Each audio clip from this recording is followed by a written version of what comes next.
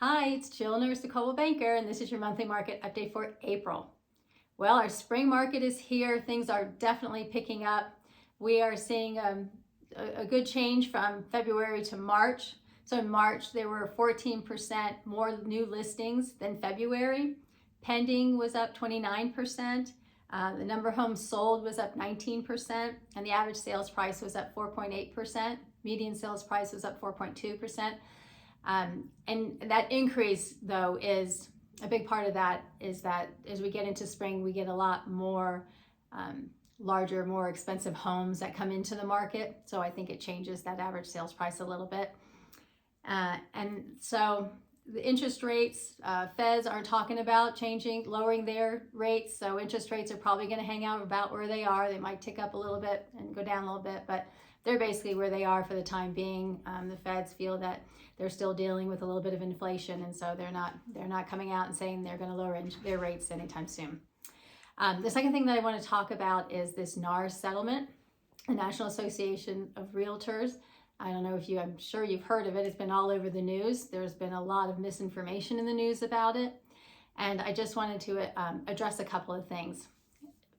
So first of all, sellers and buyers have never had to use a real estate agent to buy their home or sell their home. So why do they continue to use a real estate agent? Your home is your largest asset or one of your largest assets that you have. And you want representation from an experienced professional in the industry, right? There are people that'll try to sell their home as a for sale by owner. It usually doesn't go well. They usually end up using a real estate agent. You want representation. You know, if you have a legal issue, you're going to hire an attorney. If you have a financial issue, you might hire a CPA. So you want someone who understands the industry, who understands the contracts. Everything that you're signing are legally binding contracts. What we see are people who don't have representation or poor representation. We definitely see more lawsuits with those because they're not being adequately represented.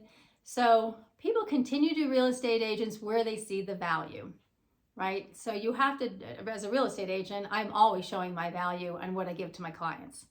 So that will continue. Secondly, the media is talking about that sellers will no longer be paying buyer's agent commission.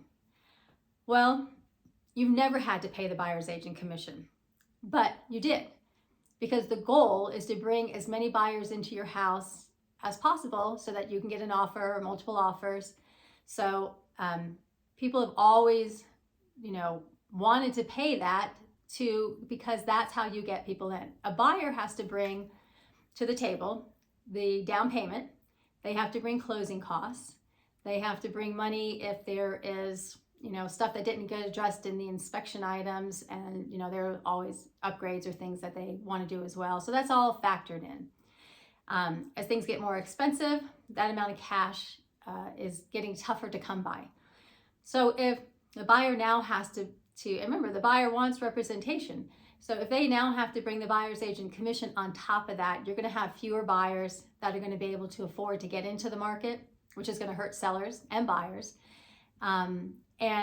Or they're going to forego representation, which is going to end up being horrible for buyers, or inadequate representation, which is also equally horrible. During COVID, we saw so many agents get into the market who didn't know what they were doing, and we had tons of lawsuits over that. So, the key is, if you see the value in your agent, then you're going to want to pay your agent.